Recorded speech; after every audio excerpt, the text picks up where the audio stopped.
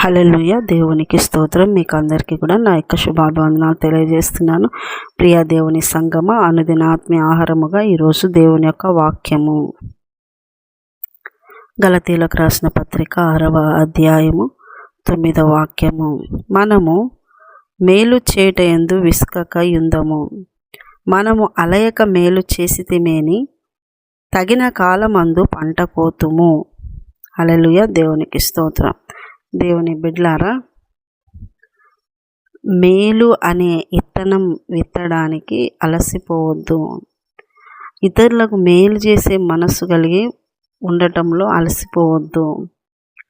మేలు చేసే బిడ్డగా నువ్వు ఉండాలి. మేలు చేసేవాళ్ళు దేవుని సంబంధులు. మేలు చేయడంలో నువ్వు అలయక మేలు చేస్తే, విసుక్కోక మేలు చేస్తే, అడిగిన ప్రతి ఒక్కరికి మేలు చేస్తే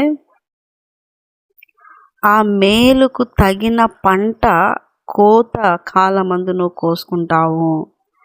మేలు అనే విత్తనం విత్తినప్పుడు మేలుకు వచ్చే పంట ఒక రోజున కోత కోసుకున్నప్పుడు నీకు ఎంత పంట దేవుడిస్తున్నాడో ఆ పంటను బట్టించి నువ్వు ఎంతో సంతోషిస్తావు. అది ఇప్పుడు కనబడదు, అవి విత్తనాలు మాత్రమే. విత్తనాలు వేసేటప్పుడు భూమిలో ఎవ్వరికి పంట ఇంత అవుతుందని కనుక్కోలేరు. అలాగా మేలు చేసేటప్పుడు విసుక్కోవద్దు.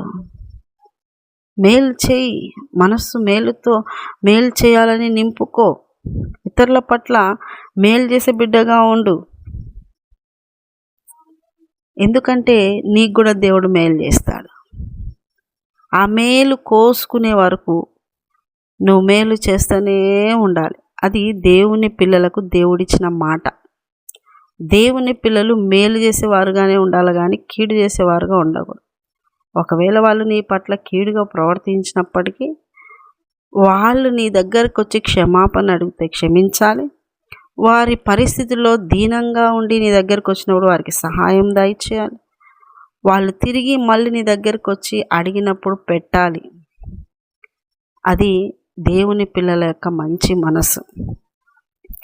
ఇది మనము యోసేపు జీవితంలో చూస్తాం. యోసేపు విషయంలో వాళ్ళ అన్నదమ్ములు ఎంతో హింసించినారు, బాధ పెట్టినారు, అమ్మేసినారు, బానిసగా చేసినారు. అల్లారు ముద్దుగా తండ్రి దగ్గర పెరుగుతున్న యోసేపును ఓర్చలేక బానిసగా చేసేసిన వారు తిరిగి ఆయన దగ్గరకు వచ్చినప్పుడు వాళ్ళ పట్ల ఆయన కీడు చేయలేదు. వాళ్ళ పట్ల ఆయన ద్వేషంగా ప్రవర్తించలేదు. వాళ్ళ పట్ల ఆయన ఇవ్వకుండా ఉండలేదు. కౌగిలించుకున్నాడు, హత్తుకున్నాడు, ఏడ్చినాడు, దుఃఖపడినాడు. అన్నలారా, మీ తమ్ముణ్ణి, మీకేం బాధ లేదు, సమృద్ధిగా ఆ కరువు కాలంలో పోషించినాడు యోసేపు. క్షమించమని వాళ్ళు పాదాభివందనాలు చేస్తారు. సాష్టాంగ నమస్కారం చేస్తే అందరినీ గొడవలేపి హత్తుకొని క్షమించినాడు.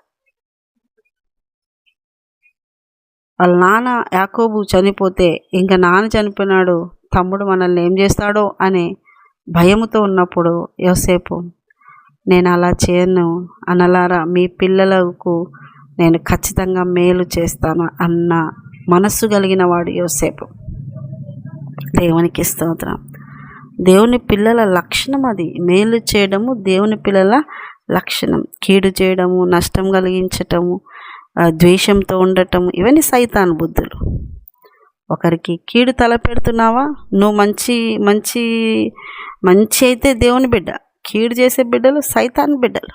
నువ్వు కీడు చేయడానికి, అది మాట వల్ల కీడు కావచ్చు, ప్రవర్తన వల్ల కీడు కావచ్చు, ఇతర జీవితాల్లో కీడు చేసే బుద్ధి ఉందా, నువ్వు సైతాన్ బిడ్డవే.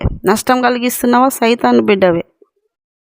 కష్టపెడుతున్నావా, సైతాన్ బిడ్డవే. చాలామంది నష్టపరుస్తుంటారండి. వాళ్ళకు ఆ లాభము స్వార్థంగా ఆలోచించి ఇతరులకు నష్టము, కీడు ఇలాగ చేయొద్దు. దేవుని పిల్లలు, యేసయ్యను నమ్మిన వాళ్ళు అసలు ఇలాంటి క్యారెక్టర్లు మీలో ఉండకూడదు. యేసయ్యను నమ్మిన పిల్లల లక్షణాలు యేసయ్య లక్షణాలలాగా ఉండాలి. యేసయ్య గుణాతిశయాలను ప్రకటిస్తూ గుణాతిశయంలో ప్రకటించేవారు ఆ గుణాలను కూడా సంతరించుకోవాలి. నన్ను పోలి నడుచుకోండి అన్నాడు యేసయ్య. అటువంటి ఆయనను పోలి నడుచుకునే వాళ్ళుగా ఉండాలి. ఉన్న దానిలో ఒక లక్షణం ఏంటంటే మేలు చేస్తూ వెళ్ళాలి.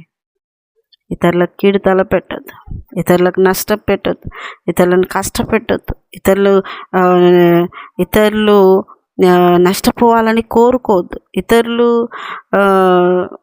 శపించబడాలని కోరుకోవద్దు, వాళ్ళు దుఃఖంతో ఉండాలని కోరుకోవద్దు. యేసయ్య మనస్సు ప్రేమించే మనసు, యేసయ్య మనస్సు కనికరించే మనసు, యేసయ్య మనసు ఇచ్చే మనసు, యేసయ్య మనసు ఆదరించే మనసు, యేసయ్య మనస్సు క్రమమైన మనస్సు, కోరుకునే మనస్సు, క్రమమును కోరుకునే మనస్సు, పరిశుద్ధతను కోరుకునే మనస్సు. అలాంటి మనసు నీకుందా? పరీక్షించుకో. ఎందుకంటే ఏది నువ్వు చేసినా ఖచ్చితంగా పంట అయితే మళ్ళీ నువ్వు కోసుకోవాలా, అది కన్ఫామ్ అన్నమాట.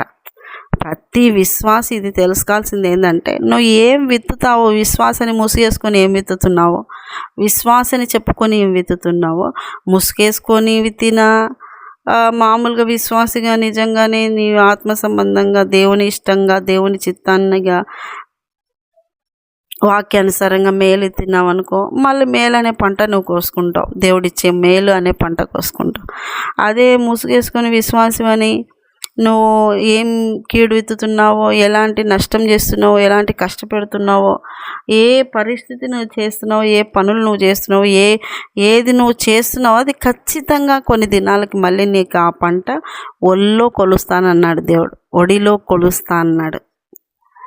దేవుడు ఎప్పటికీ వెక్కిరింపబడడు. నువ్వు ఏ కొలతతో కొలుస్తావో అదే కొలత నీకు కూడా కొలవబడుతుంది. జాగ్రత్త. అందుకనే ఇతరులను పట్టించి కీడు చేయొద్దు, ఇతరులను పట్టించి మాట్లాడద్దు. దేవుడు మేలు చేసేవాడు కనుక మేలే మాట్లాడండి. ఖచ్చితమైన మేలు దేవుడు నీకు కూడా చేస్తాడు. మేలు చేసేవారుగా ఉండండి. ఇతరులకు కీడు తలపెట్టొద్దు. దేవుడు మన పట్ల ఎంత మేలు చేసినాడో ఫస్ట్ జ్ఞాపకం చేసుకోండి. నిజంగా నీ పట్ల ఈరోజు దేవుడు మేలు చేయకుంటే ఈ స్థాయిలో నువ్వు ఉంటావా? ఈ స్థితిలో నువ్వు ఉంటావా? ఈరోజు అసలు బతుకు ఉంటావా ఆయన మేలు చేయకపోయింది? ఆయన మేలు నువ్వు తీర్చలేంది. ఆయన మేలు ఎంతో గొప్పది. ఆయన మేలు చేస్తూనే వచ్చినాడు. ప్రతి విషయాల్లో మేలు చేసినాడు. ఆరోగ్య విషయంలో, ఆహార విషయంలో, కుటుంబ విషయాల్లో, ఉద్యోగ విషయాల్లో, వ్యాపారాల విషయాల్లో ఎన్నో రకాల మేలులు, ఎన్ని రోజులు ఎన్ని రకాల మేలులు దేవుని ద్వారా పొందుకుంటున్నాం. తీర్చలేని రుణం కదా ఆయనది. అలాంటి ఆయన నీకు ఇంత మేలు చేసినప్పుడు నువ్వు కూడా ఆయన బిడ్డ అని చెప్పుకుంటూ ఇతరులకు ఎంత మేలు చేయాలి, ఎంత మేలుగా ఉండాలి. నువ్వు ఉన్నావంటే ఖచ్చితంగా మేలు చేస్తావు. బోయాజు విషయంలో నయోమి అంటది, ఆ బోయాజు ఇతరులకి న్యాయము తీర్చక మేలు చేయక మానడు. ఆయన పట్టుకున్నాడంటే ఖచ్చితంగా అది చేసి తీరుతాడు. నిద్రపోడు, అది ఆ పని జరిగే వరకు నిద్రపోడు అనే మాట చెప్తాడు, సాక్ష్యం చెప్తాడు. ఈ రోజున బోయేజుకు వచ్చిన సాక్ష్యం నీకు రాగలుగుతుందా? లోకంలో మంచి సాక్ష్యం సంపాదించండి, మంచి పేరు సంపాదించండి. అప్పుడే నువ్వు వెళ్ళే సంఘం వృద్ధి చెందుతుంది, నువ్వు ఆత్మీయ వృద్ధి చెంది, నీ కుటుంబం వృద్ధి చెందుతుంది. మేలు అనే పంట కోసుకుంటూ దేవుని సన్నిధిలో వర్ధిల్లుతావు. అట్టి కృప మీకు అందరికీ కలుగును గాక. ఆమేన్. చిన్న ప్రార్థన చేసుకునేసాను. నీకు వందనాలు. విన్నవారిని దీవించండి, ఆశించండి. మేలు అనే విత్తనం విత్తుతూ మేలు అనే పంట కోసుకునే కృప విన్నవారికి అందరికీ దయచేయమని, రాకడికి సిద్ధపరచమని యేసు పరిశుద్ధ నామమున అడుగుతున్నాం మా తండ్రి. ఆమేన్, ఆమేన్, ఆమేన్. యేసు రక్తమే జయం, సిలువ రక్తమే జయం. ప్రవేశ నామానికి సంపూర్ణ విజయం కలుగును గాక. Amen, amen, amen. Good morning. Praise lord.